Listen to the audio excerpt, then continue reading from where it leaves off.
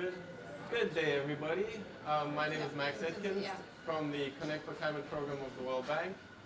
We're coming to you live on Facebook's Connect for Climate page, from the Innovate for Climate Finance and Markets Week in Barcelona. Thank you for joining us online. Please engage in the discussion with hashtag Innovate for Climate. Thank you so very much to our speakers today. So with us we've got Johannah Christensen, who's the director of the Global Maritime Forum, as well as Tristan Smith, who's the reader for Energy and Transport at University College of London. Thank you for being with us. So you held a workshop here at Innovate for Climate today with the maritime stakeholders, which in short is the shipping industry. Could you please explain to us the purpose of that workshop and what were the main outcomes and what are you aiming to achieve with it? So we're trying to understand how the shipping industry could potentially apply a carbon price.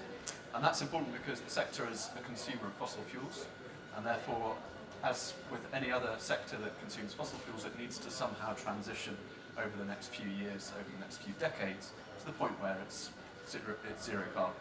And one of the mechanisms that could be used to do that is applying a price, asking the stakeholders in the industry to pay a price for the carbon that's emitted.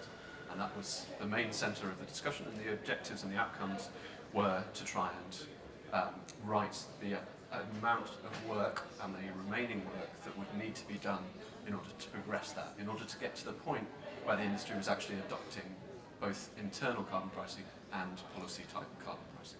Absolutely.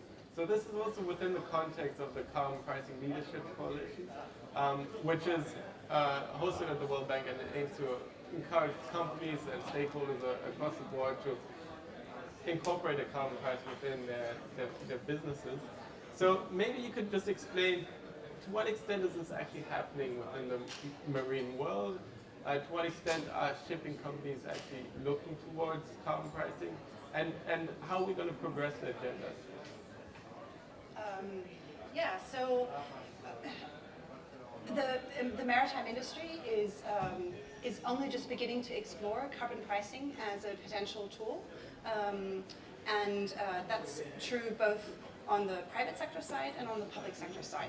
So carbon pricing is on the public sector side is one of several options of mechanisms for regulating emissions in the short and the long term.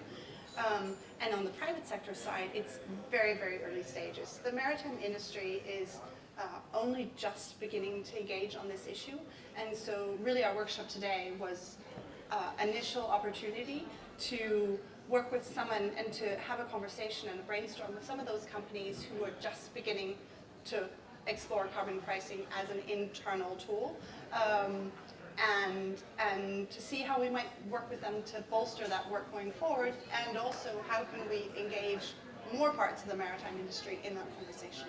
No, absolutely. So, and maybe Tristan, if you could explain the opportunity of reducing emissions within the shipping industry, within the maritime environment.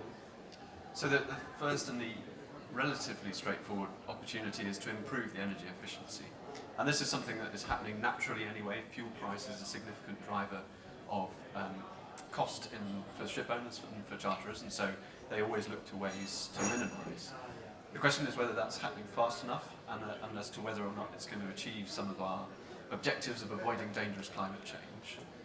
But also how to start to transition the sector away from using fossil fuels to alternatives, and those could be electrification. So just as we see in cars, you can use batteries in ships, and for certain voyages that's applicable. You can look to hydrogen and synthetic fuels, which could replace fossil fuels if they're produced renewably, and then you can look to biofuels. And so those are the potential solutions, and the question is, what do you need to do to very fairly and cost effectively help those potential solutions be taken into the sector? And that was really the crux of what we were trying to think about. And does it feel like there's quite a lot of momentum? Is there a lot of interest from the maritime stakeholders? And why now? Why are we talking to the shipping industries right now? That's a good question. Why now? Well, there is momentum building, I feel.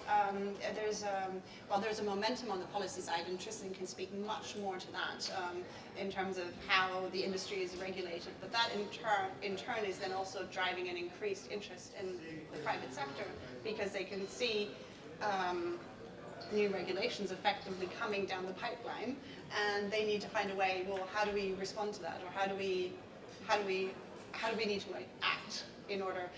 Maritime industry is one that has incredibly long investment horizons. It's similar to infrastructure in a sense, because you buy ships that are meant to last decades, and so any decision that you make today has to be viable even in 20 years when there might be new sets of regulations. And so it's really about thinking what are the risks. It's a risk question, really. How do I think about the risk that climate regulation plays, and that's driving them, from my point of view, certainly is driving the momentum in the industry, amongst other things. Yeah.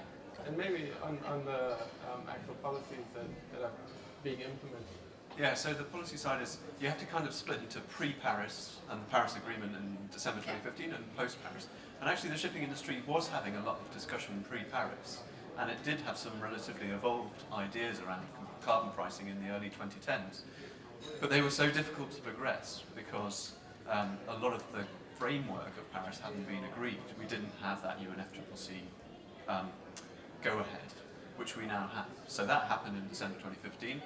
The IMO had lots of internal debate over the course of 2016, and that led to it agreeing in October last year to go ahead and adopt a roadmap to produce an IMO strategy on greenhouse gas reduction. So the consequence of Paris was to really unlock the debate again at IMO, and that's what we're seeing now. And it just takes some time for those to really get formulated. And industry has been keeping very close eyes on that, and has understandably also recognised this is the moment for some serious discussion on it, even though this is one of many environmental regulations that are making the lives of the sector stakeholders very complicated. And in fact, I think Paris, in some ways, was a catalyst for the industry as well. It was a signal to the industry. Something is happening here that you need to pay attention to, and then you need to figure out how do you invest for this kind of new future, effectively, that signals. But I mean, that's really exciting to see that the maritime industry is, taking it seriously and is trying to figure out ways of transitioning the industry onto new technologies and embracing those and figuring out how to, work with the rest of the world to create that low carbon resilient future. So congratulations on your work, and thank you for bringing the maritime industry on board. What is your message, and your hopes and dreams looking forward? What is your message for the industry that you're working with, and what would you like to see in the next couple of years? Well, I'd personally like to see the industry much more involved and much more engaged on this issue. Carbon pricing is one tool, is one mechanism that we can use. There are many other options, there are many other mechanisms that can be used, and I'd like to see the industry and a much broader set of industry stakeholders involved on this issue. Right now there are a few, I would say they're torchbearers, they're really the leaders, and those are some of the people that we brought together today. But there is a big group behind them who are either sitting on the fence or decidedly on the other side of the fence still. We need to convince them to come around to this, and so that's something I personally would hope that we could achieve. Tristan, I don't know what's your... I'm trying to think of how to say something different from what Johannah said. It's not easy. I mean, the thing that's really exciting about the group that we've got here is that there's a mix of private company stakeholders and public stakeholders, and that isn't very common. It's not very often that the two mix. They come to conferences and events which are very private sector focused, and how do we finance the next group of ships, and then they go to IMO debates. And the IMO debates are deeply policy technical, they're quite inaccessible unless you're a regular attendee. And so what we've got the opportunity to do here is actually mix those two things together. So my message is to really grasp that opportunity and capitalise on it. Absolutely, and that's very much the theme of this conference, is, building that innovation to, bring the different parties involved and build those partnerships, bridge those differences, and figure out ways of getting the finances, mobilizing and implementing the cleaner technologies. So thank you very much for being with us. Thanks for following us on Facebook Live. We have a number of interviews coming up.